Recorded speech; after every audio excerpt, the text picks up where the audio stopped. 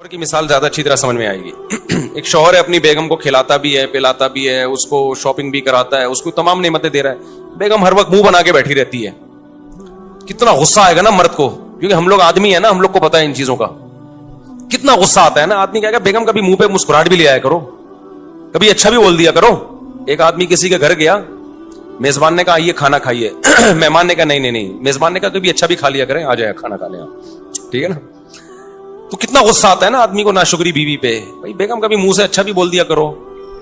तो उसको इतना गुस्सा नहीं आता, आपको इतना गुस्सा नहीं आता जितना अल्लाह को आता है कि इनको सारी नेमतें मिल रही हैं, सारी खुशियां खा रहे हैं, पी रहे हैं, सो रहे हैं। इनको टेंशन इसकी हो रही है मेरा बच्चा सिटी स्कूल में क्यों नहीं पढ़ रहा, बीकन हाउस में क्यों नहीं पढ़ रहा, और मुझे जाती घर क्यों नहीं मिल रहा। तो अल्लाह को गुस्सा आता है इन चीजों पे।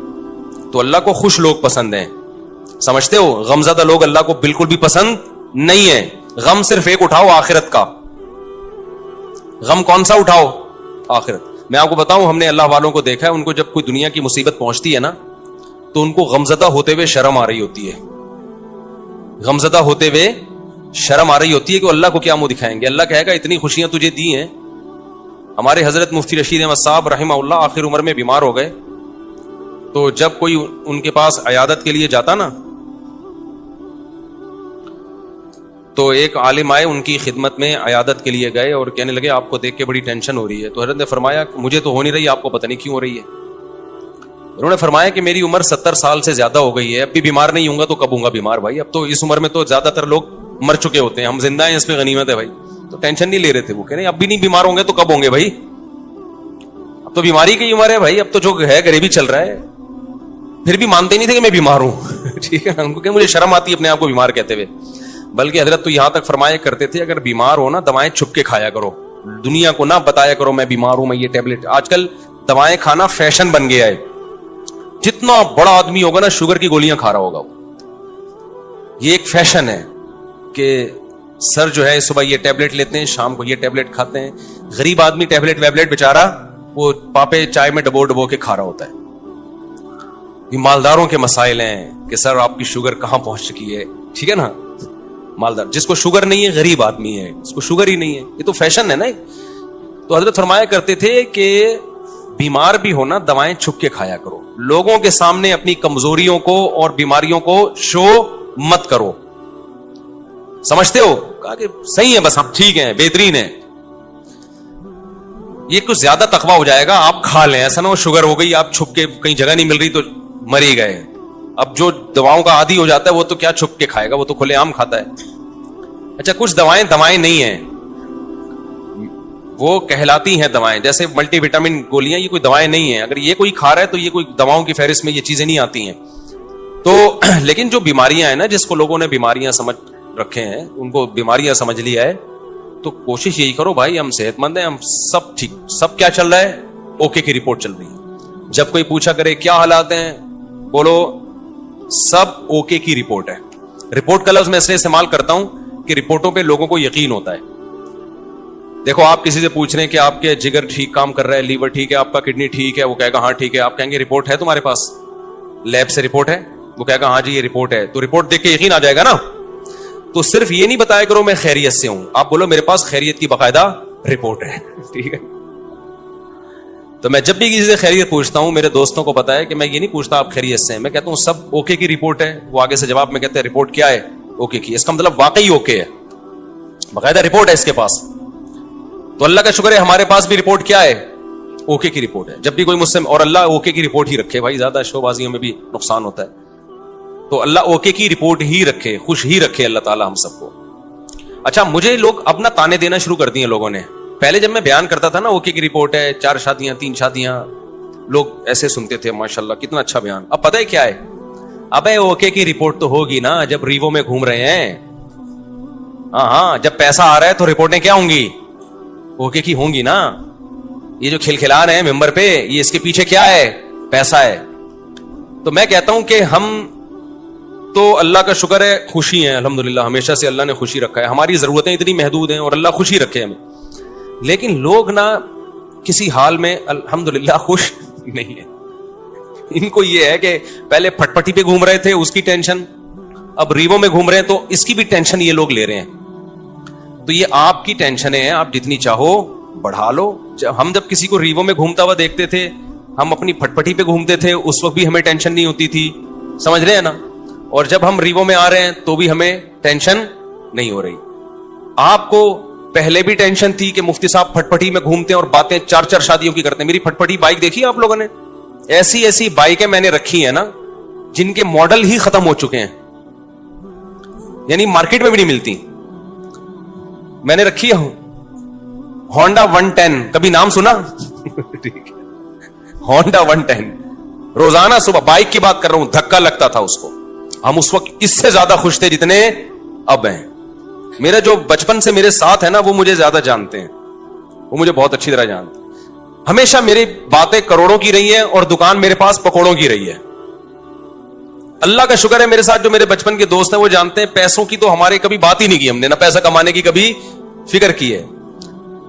تو پھر ہم نے گاڑی جب میں نے خریدی نا FX, پرانا ماڈل جس کی چھت پچکی ہوئی تھی, 40,000 قسطوں پہ میں نے گاڑی لی تھی. 40,000 قسطوں پہ, 3,000 منتھلی قسط تھی. لوگ کہتے تھے اتنی سستی قسطوں پہ کہاں سے مل گئی. جب گاڑی دیکھ کے کہتے تھے مفتی صاحب کسی نے آپ کو چونا لگا دیا ہے, یعنی اس پہ بھی مہنگی ہے. اسی میں ہم رشتے لینے جا رہے ہوتے تھے تیسری شادی کے. اس کو کہتے ہیں دکان پکوڑوں کی اور باتیں کرو, خوشی خوشی جاتے تھے, خوشی خوشی. اسی گاڑی کو دیکھ کے رشتے ریجیکٹ بھی ہوتے تھے, ٹھیک ہے نا. پھر بھی ہم اب سے زیادہ خوش تھے الحمدللہ. اب سے جتنے اب خوش ہیں اس سے زیادہ خوش تھے. تو نہ ہم FX میں ہم پریشان تھے. میں تو اس پہ خوش ہو رہا تھا, یار ہماری اوقات تو FX کی بھی نہیں ہے. 40,000 قسطوں پہ منتھلی. وہ خریدی کیوں میں نے, میرے پاس سہراب موٹر سائیکل تھی. سہراب کا نام سنا ہے؟ اچھا, اصل میں میرے پاس تھی GTO 125. میرے والد صاحب کا جب انتقال ہوا نا, پیسے ملے, ہم نے کہا اب گاڑی ہلکی نہیں رکھے. ہمارے شوق ہمیشہ سے بادشاہوں والے رہے ہیں. اس وقت کراچی میں GTO 125 کاواساکی سے بہتر کوئی بائک نہیں ہوتی تھی. جو کراچی کے لوگ ہیں وہ جانتے ہیں, سب سے لگژری بائک یہی تھی. تو میں نے وہ خریدی تھی اور اس کو میں نے 20,000 کلومیٹر تک چلایا ہوگا کم از کم, کیونکہ 70 کلومیٹر تو جامعہ رشید آنے جانے کی ڈرائیو تھی میری نیول کالونی سے. ایسی لگژری بائک ہم نے رکھی ہوئی تھی. پیسہ بچاتے نہیں تھے ہم, اس کی ٹنکی میں ہی جو بھرنے میں پیسہ لگتا تھا. تو ہم نے ہمیشہ سے سوچا کیا ہے, اوپر ہی کا سوچا ہے. جس کو بچانے کی فکر ہوتی ہے نا, وہ مالدار بننے کا شوق ہوتا ہے, وہ ٹینشن لیتا ہے. ہمیں مالدار بننے کا شوق شروع سے الحمدللہ تھا ہی نہیں. ہم نے کہا جو ہے یار انجوائے کرو لائف کو, بیویاں بھی رکھو, بائکیں بھی رکھو, ٹھیک ہے نا, اور کھاؤ بھی اچھا. 3 چیزیں ہمیشہ سے خاندانی رکھنے کی کوشش کی ہے میں نے. ایک, شادی پہ خرچ کرو. دوسرا, خوراک ہمیشہ ٹائٹ ہے میری, ایسی خاندانی خوراک. بھائی زبان کی لذت جو ہے اس کا کوئی آلٹرنیٹ نہیں ہے. خوراک پہ کمپرومائز ہی نہیں کیا, ہمیشہ اچھا کھایا الحمدللہ. میں کھاتا تھا نا مدرسے میں, تو طلبہ سمجھتے تھے بڑا ہی لینڈ لارڈ ہے, کوئی قرضے مانگ رہے ہوتے تھے مجھ سے, قرضے. اور جس وقت جس چیز کا دل چاہا کھا لیا. جتنے پیسے ہیں نا کھا لو بس, ٹھیک ہے, بچانے کے کیا کرنا ہے یار. تو ہم نے بائک رکھی ہوئی تھی, جب میں پیٹرول ڈالتا تھا اس میں ٹینکی بھرنے میں ٹائم لگتا تھا. لوگ دیکھتے پتہ نہیں کون لینڈ لارڈ ہے یہ, حالانکہ بس وہ پیٹرول ہی کے ٹوٹل پیسے ہیں, اب ختم. بچایا کچھ نہیں, کیونکہ ہمیں مالدار بننے کا بالکل بھی شوق نہیں تھا. اسی طرح پھر کیا ہوا ہے کہ جب وہ ابا کی وراثت ملی, ہم نے GTO 125 خریدی اور پیسے کاروبار میں لگا دیے کہ چلو جی منتھلی ارننگ ہوگی. وہ میں نے واقعہ کئی بار سنایا ہے, سارے پیسے کاروبار میں ڈوب گئے. لوگ الحمدللہ جس کو دیتا گیا وہ لے کے بھاگتے رہے الحمدللہ. اس کے پھر مجھے نتیجہ یہ نکلا کہ پراٹھے میں چھوڑ نہیں سکتا تھا, تو بائک مجھے بیچنی پڑ گئی اپنی. سمجھ میں آ رہی ہے بات؟ اب خوراک میں اور بائک میں جب ٹکراؤ ہوگا تو بائک کو قربان کر دو, خوراک کو قربان مت کرو. اچھا بچے بھی تھے گھر میں, ان کے بھی خرچے تھے. بائک بیچ کے ہم نے سستی بائک خریدی سہراب. اب پتہ نہیں آتی, اتوار بازار نہیں, ویسے پرانی. اب جب ہم نے سستی بائک خریدی اس کو لے کے ہم بھی گھومتے تھے. ہمارے دوست احباب بھی, مفتی صاحب بائک چاہیے تھوڑی دیر کے لیے, مل جائے گی, لے جا بھائی تو سستی بائک ہے, جو چاہے لے جائے اس کو. وہ کیا ہوا, اس کا لاک ہی نہیں تھا, اتنی سستی تھی, تو وہ بھی چوری ہو گئی اللہ کے فضل سے. ایک دن مسجد میں کوئی نمازی بھائی آئے, انہوں نے دیکھا کہ یہ لاوارث بائک ہے اور اگنیشن اس کا لاک ہی نہیں ہوتا, تو وہ لے گئے اللہ کے فضل سے. نماز انہوں نے پڑھی, انہوں نے کہا اگلی نماز میں یہ گناہ معاف ہو جائے گا. میں جب آیا تو بائک ہی نہیں ہے. اب میں نے کہا یار اب میں گاڑی خریدوں گا. دکان پکوڑوں کی باتیں کون سی, یہ میں واقعات آپ کو موٹیویٹ کرنے کے لیے سنا رہا ہوں. اور جو لوگ مجھ پہ تانے کرتے ہیں نا, اب ریوو ویجی میں گھوم رہا ہے تو باتیں تو کرے گا ایسی, تو یہ موٹیویٹ کر رہا ہوں میں. ہر آدمی کا اپنا اسٹائل ہوتا ہے نا موٹیویٹ کرنے کا. تو میں نے کہا اب سہراب چلی گئی ہے, اب ہم کیا لیں گے, گاڑی ہی لیں گے. 4 پہیوں پہ آئیں گے بھائی, بائکیں بہت ہو گئی. 4 پہیوں پہ آئے کہاں سے, 25,000 کی سہراب خریدی تھی وہ بھی چوری ہو گئی.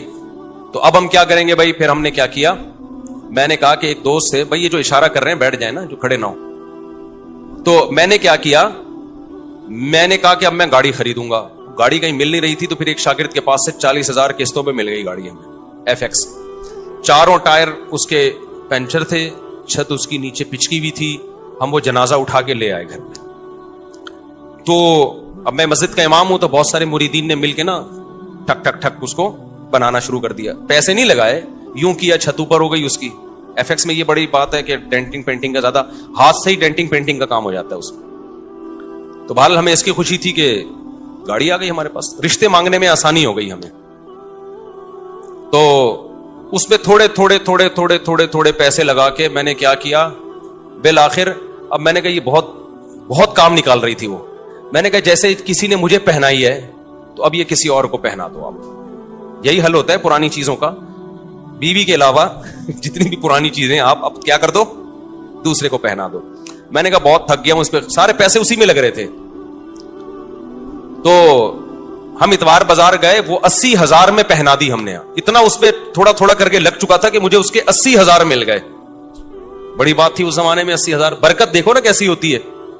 ہم نے کیا کیا, اب آپ کی طرح یہ نہیں کہ بچوں کو سٹی اور بیکن ہاؤس میں پڑھانا ہے یا بچے روکنے, ہم نے پیدا ہی نہیں ہونے دینا. اس وقت بچے تھے چھوٹے, ابھی ان کی تعلیم کا خرچہ نہیں تھا, بہت چھوٹے بچے تھے میرے اس وقت, خوراک پوری ہو رہی تھی ان کی. جب بڑے ہوں گے, اسکول کا ٹائم آئے گا, اس وقت سوچیں گے. یہ ابھی تھوڑی سوچنے کی چیزیں ہیں. ہم خود بھی تو کسی کے بچے ہیں نا. ابھی میں اپنے والد صاحب کے بچوں کا سوچ رہا تھا, یعنی میں اپنا. تو ہوا یہ کہ ہم نے وہ خرید لی, آپ کی اللہ بھلا کرے, شیراڈ لے لی میں نے, 1.5 لاکھ کی ملی, 80 کیش دیے اور 5,000 قسطیں. وہ محلے میں کہیں سے مل گئی. ہم آ گئے کس پہ, شیراڈ پہ. تو شیراڈ میں گھوم رہے ہیں بھائی, اس پہ خوش ہو رہے ہیں. یار ہماری اوقات تو سہراب کی بھی نہیں تھی, اللہ نے کیا دلا دی, شکر کی توفیق مل رہی تھی نا. مجھے شکر کی توفیق مل رہی تھی. لوگ میں کہتے ہیں یار میری اوقات تو نہیں ہے, یہ ہم تو مولوی لوگ ہیں, ہماری تنخواہیں دیکھو, جذبے دیکھو ہمارے. تو یہ گاڑی مل گئی تو اس پہ واقعی بہت خوش ہوتا تھا. ایک دفعہ میں گاڑی لے کر گیا ہوں, کسی بڑے جلسے میں میرا خطاب تھا, لوگ لینڈ کروزر میں بڑی بڑی گاڑیوں میں آ رہے تھے, میری بھی بڑا استقبال ہوا. میں گیا, ہمارے دوستوں نے کہا مفتی صاحب FX میں نہیں بیٹھنا, جا کے آپ کی پرسنالٹی پہ یہ FX سوٹ نہیں کر رہی ہے, کیونکہ یہاں بڑے بڑے علماء آئے ہیں بڑی بڑی گاڑیوں میں. میں نے کہا ایسی کی تیسی بھائی, ہم کس میں بیٹھیں گے, اپنی FX میں. تو اللہ نے بے عزتی لکھی ہوئی تھی, جب میں بیٹھا ہوں تو چلی بھی نہیں رہی تھی. 6 آدمیوں نے دھکا لگایا اس کو, یعنی وہ جتنی عزت بچانا دوست چاہ رہے تھے نا, تو وہ, اور ہم نے انجوائے کیا. ہم نے کہا بھائی ان چیزوں میں عزت ذلت بولو نا, نہیں ہے ان چیزوں کیا ہوتا. ہمارا مقصد تھا بیان کرنا, بیان اگر اچھا ہو گیا تو ٹھیک ہے, میں گدھے پہ جاؤں, میں گھوڑے پہ جاؤں, میں سائیکل پہ جاؤں, میں FX میں جاؤں. میں آپ کو اس لیے یہ سارے واقعات شو مارنے کے نہیں بتا رہا. خامخواہ کی ٹینشنیں کیوں پالی ہوئی ہیں بھائی تم لوگوں نے, بلا وجہ اپنا معیار اتنا اونچا کیوں رکھا ہوا ہے. وہ معیار نہیں ملتا تو ٹینشن میں جاتے ہو. پھر ہم تو یہ سوچ رہے تھے یار ہماری اوقات موٹر سائیکل کی نہیں ہے, اللہ نے 125 دلا دی GTO. ہماری اوقات تو 125 کی نہیں, اللہ نے FX دلا دی. ہماری اوقات تو FX کی ہے, اللہ نے شیراڈ دلا دی. نہیں یاری بات سمجھ میں, ہم شیراڈ میں گھوم رہے ہیں بھائی, بڑا انجوائے کر رہے ہیں. وہ شیراڈ بھی گئی, کیسے گئی, بڑا دکھ بھلا واقعہ ہے. مجھے ایک فراڈی مل گیا, بس فراڈی بہت ملے ہیں. وہ شیراڈ, اس میں ایک آخری جو دھچکا لگنا تھا نا مجھے, شیراڈ بک گئی میری. اب جب شیراڈ گئی تو ہم پھر روڈ پہ آ گئے. ٹھیک ہے, تو میں پھر یہاں سے بسوں میں جاتا تھا, W11. اب میں اس وقت مشہور ہو چکا تھا تو مجھے W11 میں لوگ پہچاننے لگے تھے, مفتی صاحب آپ بس میں, 2 منٹ کی چرنگی ہے نا یہاں پہ, مجھے اچھی طرح یاد ہے. میں آ رہا تھا وہاں اترنے, یار آپ بس میں, تو میں کہا بھائی میرے بس میں ہی جانا رہ گیا ہے ابھی, اس کے علاوہ میرے بس میں ہے نہیں. تو میں خوش تھا اس پہ, اور اللہ کی قسم خوش تھا, اوپر سے نہیں کہ میں وہ کر رہا ہوں, میں بہت خوش تھا الحمدللہ کہ یار میری ضرورت تو اس کی بھی نہیں ہے, اللہ مجھے بس کا کرایہ تو ہے نا, ورنہ بہت سے لوگ تو بس کا کرایہ نہیں ہوتا. جذبے اسی طرح, رشتے نہیں, گلگت جا رہا ہوں رشتوں کے لیے. لوگ کہہ رہے ہیں آپ کے پاس ہے کیا, بھائی میری ٹوٹل میری یہ ارننگ ہے منتھلی, اس میں اللہ کا شکر ہے گزارا اچھا ہو رہا ہے. تو آپ کی بچی کا بھی گزارا ہو جائے گا. انہوں نے کہا نہیں ہوگا. ہم نے کہا جاؤ, نہیں ہوگا تو باڑ میں جاؤ, ٹھیک ہے نا, کسی کے سامنے بھیک تھوڑی مانگنی ہے, ایسی کی تیسی. اچھا خیر, پھر مل بھی جاتے ہیں رشتے. تو اسی غربت میں ہماری تیسری بھی ہو گئی الحمدللہ. کتنی ہو گئی؟ تیسری. اچھا بھائی, تو ہمیں اس کی بھی خوشی کہ اوقات ہماری ایک کی بھی نہیں ہے, اور شادیاں کتنی ہو گئی, ہو جاتی ہیں یہ, میں آپ کی بھی ہو جائیں گی, اور اچھے اچھے لوگ مل گئے مجھے. لیکن میں جیسے جیسے دیکھ رہا تھا کہ میری شادیاں ہو رہی ہیں, بچے پیدا ہو رہے ہیں, میری سورس آف انکم آٹومیٹیکلی بڑھ رہی ہے. ایسے ایسے ذرائع سے رزق مل رہا ہے جہاں سے تصور بھی نہیں تھا. ایسے ایسے ذرائع سے رزق مل رہا ہے جہاں سے تصور بھی نہیں ہے. اب میں ان کو واقعہ سناؤں, آپ کے ہوش اڑ جائیں گے. کیسے کیسے ذرائع سے ضرورتیں پوری ہو رہی ہیں, اسٹاک کچھ بھی نہیں ہو رہا, ایک ڈھیلا بھی جمع نہیں ہو رہا ہے, لیکن مجھے فکر نہیں ہے کہ کل کہاں سے کھاؤں گا, کل کہاں سے, اگلے مہینے. بھائی جب اب تک اللہ نے رکھا ہوا ہے نا تو آگے بھی ہو جائے گا. پھر ایک دن مجھے میرے گھر میں بڑا خرچہ آ گیا, ایک بڑا خرچہ. یعنی ڈاکٹر نے کہا بھائی ڈلیوری آپریشن سے ہوگی, آپریشن کے پیسے نہیں تھے میرے پاس. بچہ پیدا ہونے کا وقت آیا اور ڈاکٹر نے کہا بڑا آپریشن ہوگا, اور بڑے آپریشن میں اچھے خاصے پیسے لگ جاتے ہیں. وہ پیسے میرے پاس بولو نہیں تھے. سمجھتے ہو کہ نہیں سمجھتے؟ تو میں کیا کرتا بھائی, کوئی بات نہیں بھائی. سسرال سے فون آیا, پیسوں کی ضرورت تو نہیں ہے. میں نے کہا بالکل ضرورت نہیں ہے. دوست احباب نے کہا پیسوں کی ضرورت تو نہیں ہے. میں نے کہا بالکل بھی ضرورت نہیں ہے, میرے پاس پیسے ہیں کہاں سے, مجھے نہیں. پیسے دماغ لڑایا کہ کیا کرو. کوئی بات نہیں, گھر میں ایسی چیزیں ہوتی ہیں بھیج دو اس کو یار. کیا خیال ہے بھائی؟ بھائی گھر میں سب چیزیں بھیج دو یار, ابھی ضرورت پوری کرو. کوئی بات نہیں, پھٹے پہ سوئیں گے یار, کیا ہے اس میں. بھیک مانگنے سے بہتر ہے لوگوں کے سامنے اپنی غربت, اور بھیک مانگنے سے بہتر ہے پھٹے پہ سو جاؤ. صبح رات کی بچی بھی, میں ایسے علماء کو جانتا تھا جن کی 2 بیویاں تھیں, سوکھی روٹی صبح قہوے میں ڈبو کے کھا رہے تھے وہ. نہیں یہی بات میرا خیال ہے سمجھ میں. ایسے غریب لوگ بھی میرے علم میں ہیں. تو ہم نے کہا یار ہم بھی کس پہ آ جائیں گے. تو اب میں نے غور لڑایا تو مجھے ایک بکری نظر آئی اپنی, ایک اضافی. میں اس کے پاس گیا, اس سے میں نے معذرت کی. وہ ایک اضافی چیز تھی, اس کی طرف دماغ نہیں جا رہا تھا میرا. میں نے کہا میں آپ سے معذرت چاہتا ہوں, آپ کو بھیٹ چڑھانا پڑ گیا ہے مجھے. ٹھیک ہے, سمجھ میں آ رہی ہے بات. اللہ کا کرنا یہ ہوا کہ ہمارے ایک دوست آئے, بہت ہی قریبی جگری دوست. انہوں نے مجھے کچھ پیسے قرض میں دے دیے بغیر مانگے. ان کو پتا تھا کہ یار مفتی صاحب کا ابھی کیس ہے, ابھی اچانک ان کے لیے پیسوں کا انتظام کرنا مشکل ہوگا. وہ آئے, انہوں نے مجھے پیسے دیے. تو میں نے کہا بھائی میرا تو یہ تھا کہ کل بکری بیچوں گا اور یہ اپنے گھر کے سارا سامان بیچ کے, جو بھی بک سکتا ہے بیچ کے میں ان کے قرضہ ادا کر دوں گا. تو وہ مجھے خود دے کے چلے گئے. وہ معاملہ تو نمٹ گیا, بچہ ہو گیا الحمدللہ. وہ بچہ ماشاءاللہ اچھلتا کودتا ہے, قرآن اب تو بڑا ہو گیا. اس کو نہیں پتا, اس کو بھی یہ واقعہ نہیں پتا کہ تو کیسے پیدا ہوا ہے. گھر والوں کو بھی نہیں پتا, یہ بھی بتا دوں, میرے گھر والوں کو بھی معلوم نہیں, میرے سسرال کو بھی پتا نہیں. یہ پہلی دفعہ میں آپ کے سامنے شیئر کر رہا ہوں, اور یہ بھی اس لیے شیئر کر رہا ہوں کہ لوگ بہت تانے دیتے ہیں آج کل نا, الٹی الٹی باتیں بہت کر رہے ہیں میرے خلاف. تو میں نے کیا کیا, وہ ایک صاحب ہمارے قریبی دوست تھے. یہ نہیں کہ ان کے سامنے میں کہ پیسے ہی نہیں ہیں, یوں ہے یار. بعض دفعہ پیسے آدمی ایسے نہیں مانگ رہا ہوتا, رونا شروع کر دیتا ہے, اس سے اگلا خود ہی سمجھ جاتا ہے کہ پیسے نہیں. خیر جی, انہوں نے مجھے لون دیا, قرضہ, کہ کل دے دینا. اچھا قرضہ بھی ایسا کہ میں نے کہا کل میں دے دوں گا. جب انہوں نے بہت اصرار کیا, میں نے کہا ٹھیک ہے, فوری تو جمع کرا رہے. میں نے کل میرے یہی تھا کہ اگلے دن کیا ہوا ہے کہ میں نے کہا بکری بھی اور یہ سب چیزیں بیچنے کے لیے میں نے بات کی. وہ میرے پاس آئے اور میں نے کہا آپ کا قرضہ آپ کو انشاءاللہ مغرب تک مل جائے گا واپس. انہوں نے کہا مجھ مجھے نہیں چاہیے. وہ دوست تھا, وہ کہتا ہے میں نے کبھی آپ کو کوئی گفٹ نہیں دیا, یہ میری طرف سے گفٹ ہے. میں نے کہا بھائی آپ کو واپس لینا پڑے گا. کیا میں کسی کا باپ بھی نہیں دے سکتا, نہیں لوں گا واپس. میں اندر اندر سے جتنا خوش ہو رہا تھا یہ میں جانتا ہوں, اور کون جانتا ہے؟ اللہ جانتا ہے. اندر سے جو میں خوش ہو رہا تھا نا, کہ میری اتنی بڑی ٹینشن اس نے کیا کر دی, دور کر دی. اور ایک ایسے آدمی نے جس سے کبھی گفٹ اور تحفے تحائف کا کوئی لین دین زندگی میں رہا ہی نہیں ہے. یعنی ایسا ہوتا ہے نا کہ بعض لوگ ہوتے ہیں جو تبادلے چل رہے ہوتے ہیں, ایک ایسا آدمی. تو میں اس کو بار بار اصرار کیا. اب کیا ہوا ہے کہ میرا دل تو چاہا کہ میں بے تحاشا شکر ادا کروں اس کا, لیکن میں نے شکر بھی زیادہ ادا نہیں کیا. پوچھو کیوں؟ اگر میں اپنی خوشی کا اظہار کرتا نا اس کے سامنے کہ میں بہت خوش ہوں, اس کے ذہن میں یہ بات آتی کہ یہ بیچارہ بہت غریب ہے تبھی اتنا خوش ہو رہا ہے, وطن اتنی رقم پہ کوئی اتنا زیادہ خوش بولتے کیوں نہیں ہے. میں سمجھا پا رہا ہوں اپنی بات. نارملی شکریہ ادا کیا میں نے, دعائیں بہت کی پھر اس کے لیے اللہ سے گڑ گڑا کہ اللہ اس نے میری اتنی بڑی ٹینشن دور کر دی, تو اس کے مال میں برکت دے, اس کے رزق میں برکت دے. اس کو کیا پتا کہ اس نے میرے ساتھ کیا ہے.